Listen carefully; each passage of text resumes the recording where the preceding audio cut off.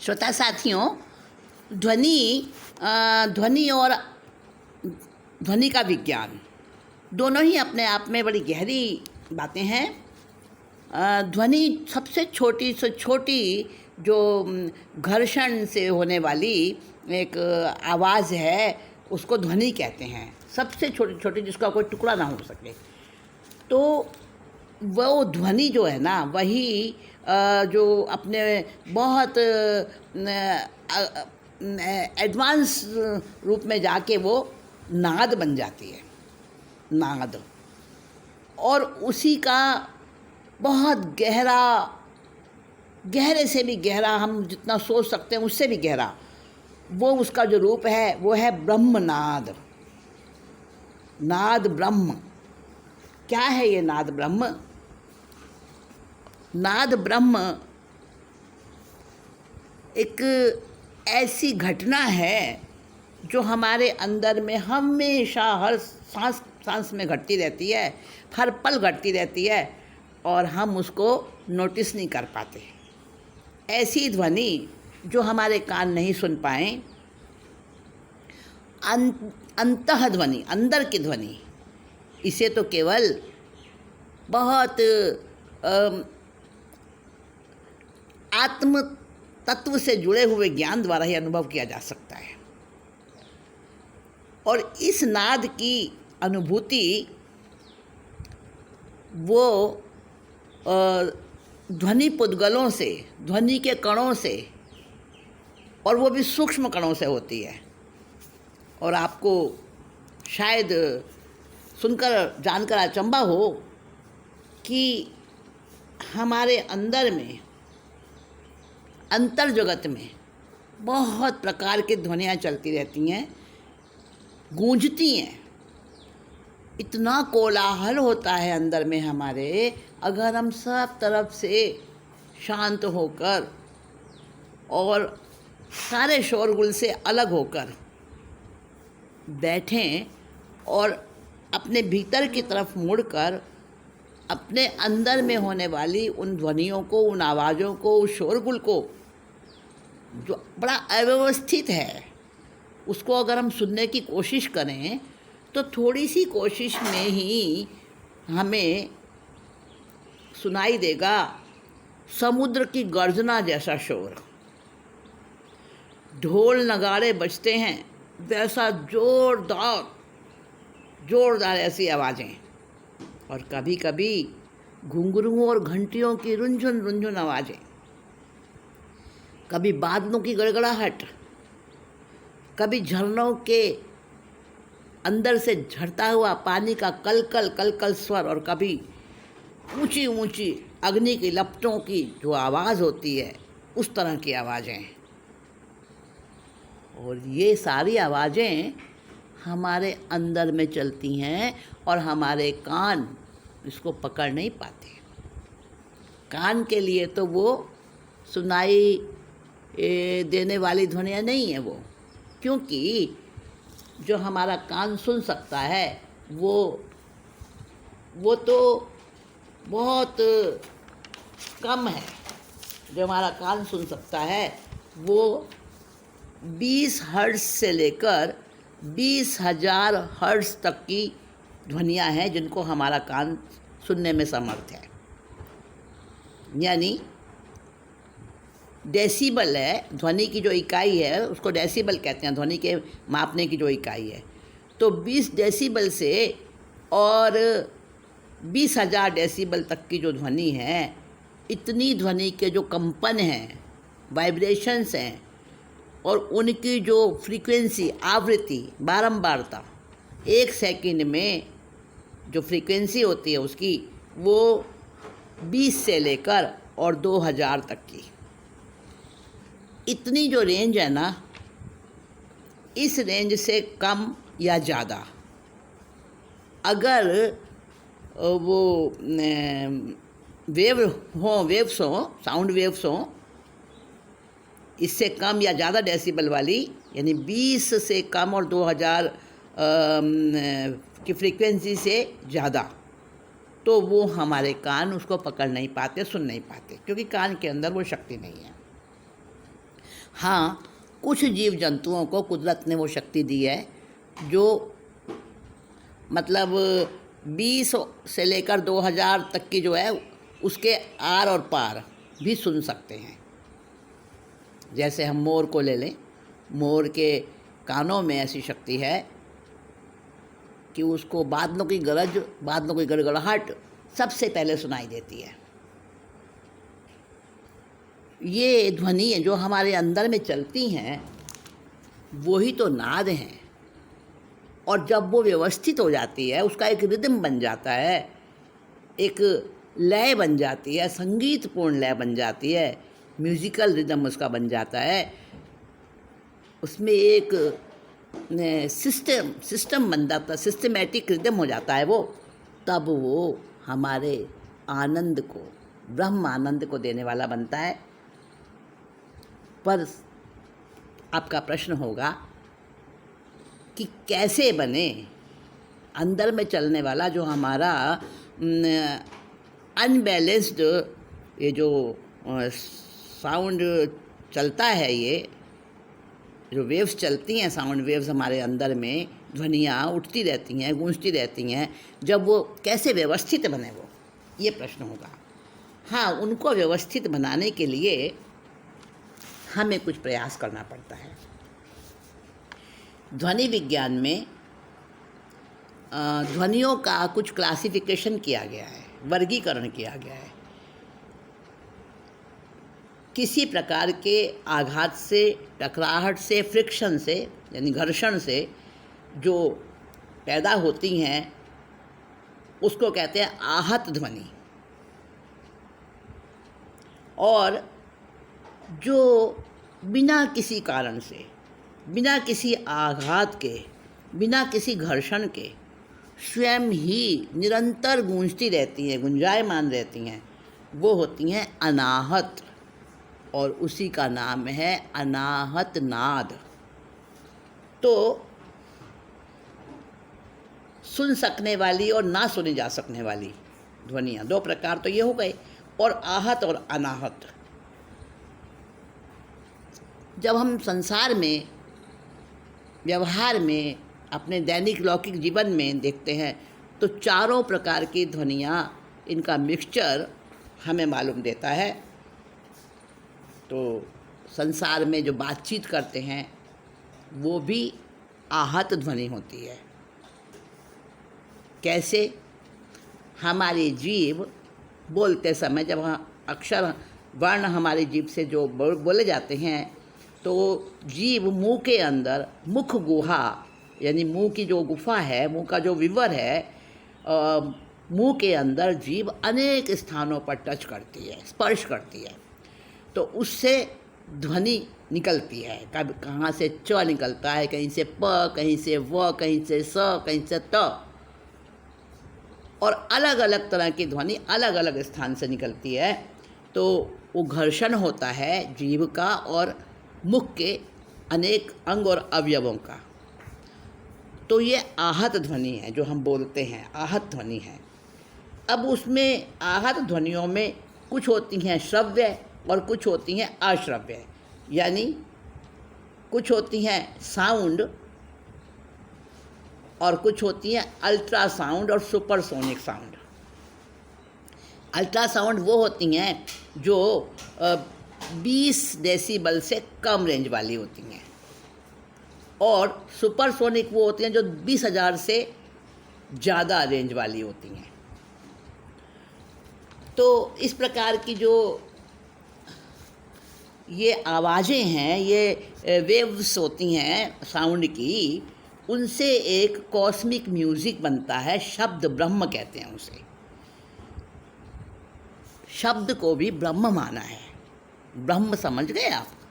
एक शक्ति, जीवंत शक्ति, तो उसको भी, शब्द को भी ब्रह्म माना है हमारे यहाँ, हमारे भारतीय विज्ञान में, हमारे दर्शनों में। तो जब ये शब्द ब्रह्म जो है वही हमारे अंदर में ब्रह्मनाद बनता है और वही अनाहत नाद बनता है। आहत ध्वनि तो वो है जो हम बोलते हैं, ताली बजाना, और उससे निकलने वाली आवाज़, किसी दो वस्तुओं को टकराने से, कुछ गिरने से, कुछ खोलने बंद करने से, और कई प्रकार से जो ध्वनियाँ निकलती हैं वो सब आहत ध्वनियाँ हैं।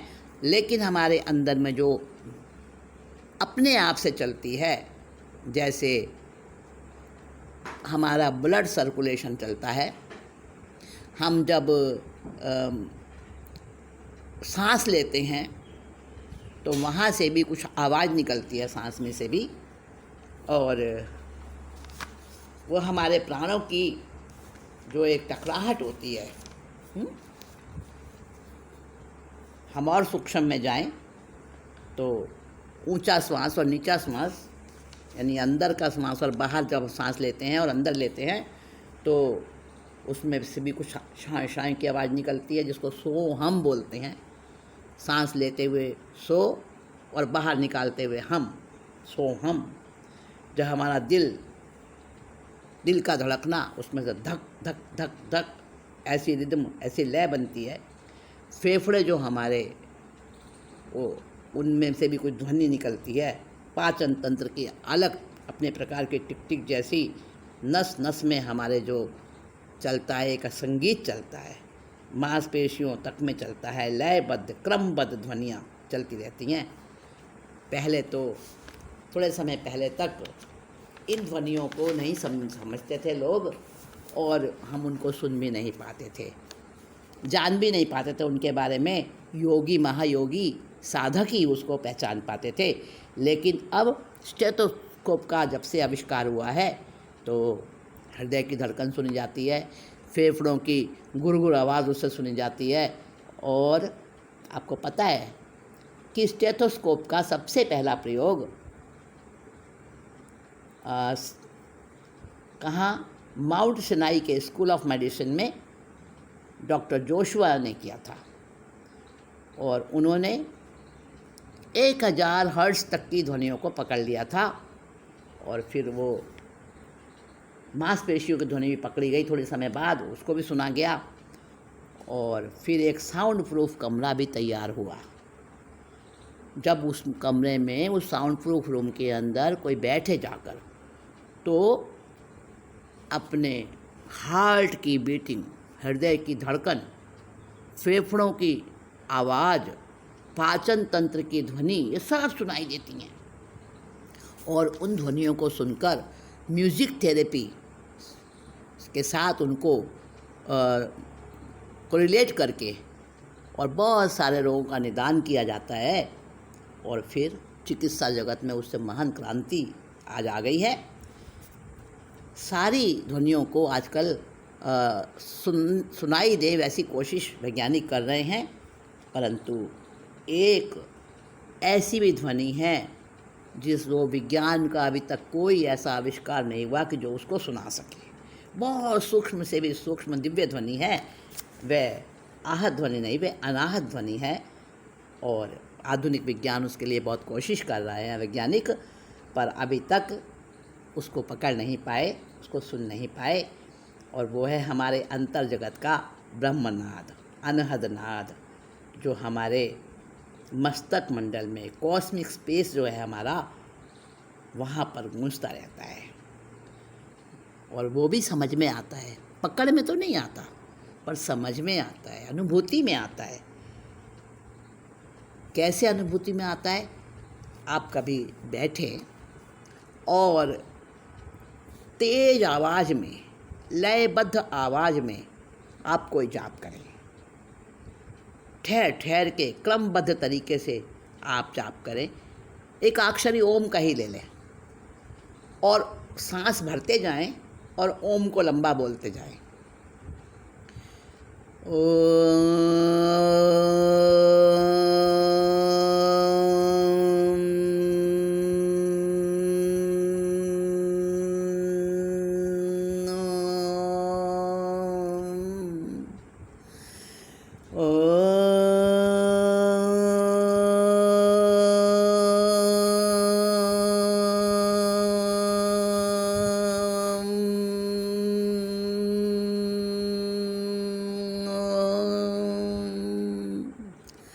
इस तरह से बार बार बार बार सांस के साथ उसका उच्चारण करते जाएं तो आपको एक अनिर्वचनीय शांति की अनुभूति होगी। वो लयबद्धता धड़कनों में समा जाएगी, श्वास श्वास में समा जाएगी और उसका गुंजन हमारे हर नस नस में पहुंचकर और हमारे को एक चैन, ऐसा चैन बहुत अच्छा लगेगा अंदर में। और धीरे धीरे वो ध्वनि बोलने के बाद, ओम लंबा उच्चारण बोलने के बाद हम चुप हो जाएं और बिना बोले ही उस आवाज़ की गूंज को सुनने की कोशिश करें। बोले नहीं, जो पहले बोल चुके हैं उसको सुनने की कोशिश करें। और उस अनुभूति की जब गहराई होते होते धीरे धीरे हम ब्रह्मनाद को पकड़ने में कामयाब हो सकते हैं। क्या है वो ब्रह्मनाद? वो ब्रह्मनाद जो उस पर कंट्रोल कर लेता है और उसको सुनने में सफल हो जाता है, ऐसा साधक, ऐसे साधक के लिए कहा गया है कि वो साधक परफेक्ट होता है, सब सर्वसमर्थ होता है। एक जगह हमारे शास्त्रों में आया है, दृष्टि स्थिरा यस्य बिना च दृश्यम वायु स्थिरो यस्य बिना प्रयत्नम चित्तम स्थिरम यस्य बिनावलंबम स ब्रह्म तारांतरनाद रूपम, स ब्रह्म तारांतरनाद रूपम। अर्थात बिना दृश्य के ही जिसके द्वारा दृष्टि स्थिर हो जाए, बिना प्रयत्न के ही जिसके द्वारा प्राण स्थिर हो जाएं, और बिना किसी का सहारे के ही जिसके द्वारा चित्त शांत हो जाए, वह अंतः स्थित है ब्रह्मनाद। वो ब्रह्मनाद हमारे मन और चित्त का, हमारी सब चित्त वृत्तियों का शोधन करता है। और इसको कहा गया है, ये संपूर्ण योग है, संपूर्ण योग है ब्रह्मनाद अथवा अनाहत नाद। इसको सुनने की सामर्थ्य जिस साधक में आ जाती है तो उसके रोम रोम में ऐसी झंझनाहट पैदा होती है, और वो झंझनाहट व्यवस्थित होती है, लयबद्ध होती है। देखो, हमारा मंत्र शास्त्र भी बताता है दोस्तों कि जब हम अ का उच्चारण करते हैं तो हमारा हृदय और हमारा ब्लड सर्कुलेशन वो बहुत सकारात्मक रूप से प्रभावित होता है, पॉजिटिवली प्रभावित होता है। और आ का उच्चारण हमारे फेफड़े और हमारी छाती को बहुत अच्छा बनाता है। छोटी ई और बड़ी ई का उच्चारण गले और मस्तिष्क पर बहुत अच्छा प्रभाव डालता है। ऊ और ऊ का उच्चारण जिगर पर, पेट और आंतड़ियों पर। ए और ऐ का उच्चारण गले का और श्वास नालिका और गुर्दे पर बहुत अच्छा प्रभाव डालता है। ओ और औ का हमारे उपस्थेंद्रिय और जन्नेंद्रिय पर प्रभाव डालता है। सोचो, जब ये भौतिक ध्वनियाँ, सांसारिक ध्वनियाँ हमारे शरीर पर, हमारे शरीर के अंगों पर, हमारी वृत्तियों पर, हमारे विकारों पर इतना सकारात्मक प्रभाव डालती हैं, तो फिर जो बिना किसी घर्षण के, बिना किसी प्रयास के उत्पन्न होने वाला जो अनाहत नाद है, जो शब्द ब्रह्म नहीं, जो नाद ब्रह्म है, वो नाद ब्रह्म जो परम अलौकिक ध्वनि है, तो उसका तो कितना बड़ा प्रभाव होगा, सोचा जा सकता है। और हम इसकी अनुभूति करें, उसको, उस नाद पर अपने ध्यान को केंद्रित करें। और सबसे अच्छा एकाक्षरी मंत्र है ओम का, उससे हम शुरुआत करें। कुछ देर हम बैठे ओम का उच्चारण और आंखें बंद करके करें। जब हम आंखें बंद करके ओम का लंबा उच्चारण करेंगे और उसी पर ही हमारे ध्यान को केंद्रित करेंगे, अपनी सारी अनुभूति को, सारी अपनी जो है सुरता को वहीं लगाएंगे, पूरा कंसंट्रेशन उस ध्वनि पर ही लगाएंगे, तो वहाँ जहाँ उसकी गुंजन होगी ना, मस्तिष्क की नाड़ियों में, और सारे ब्लड सर्कुलेशन को वो एकदम परफेक्ट बनाती चली जाती है।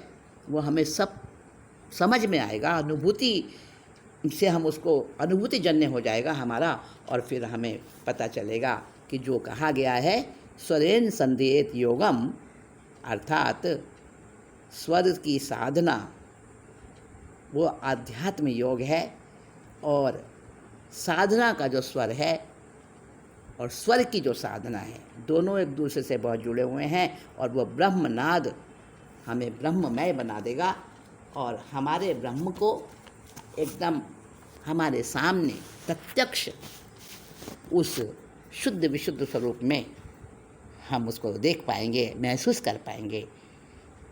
बड़ा अच्छा लग रहा है सुनने में और बोलने में, पर जब हम उसको करेंगे तो उससे भी ज़्यादा आनंद आएगा। दोस्तों, आप करके देखें, ये खुद के करने की चीज़ है, व्यक्तिगत अनुभव की चीज़ है। तो अब मैं आपको उसके करने के लिए अकेले छोड़ती हूँ, क्योंकि एकांत में ही होती है सारी साधना। तो आप करें और मुझे उसका बताएं क्या रिज़ल्ट आपका रहा, कैसी अनुभूति रही आपकी। मिलेंगे फिर।